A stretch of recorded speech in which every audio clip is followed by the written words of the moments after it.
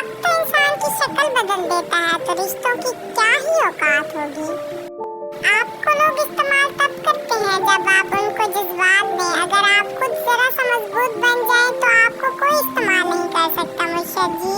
मेरे मिजाज को तन्हाई रास आती है, मुझे पसंद है लोगों से फासला रखना मुर्शद जी। ख्वाहिश कम और ताल्लुक कम लोगों से हो तो जिंदगी पुरसुकून गुजरती है मुर्शद जी।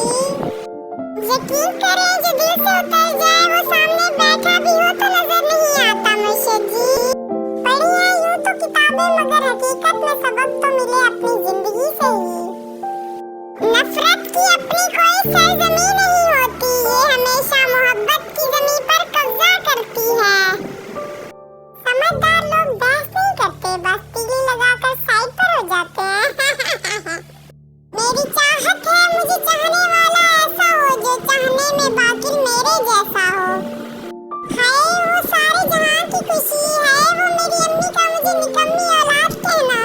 मुझे तो हमेशा जरूरत पूरी करने के लिए इस्तेमाल किया जाता है मुर्शिद जी। शादी जिंदगी का हिस्सा है, जिंदगी नहीं।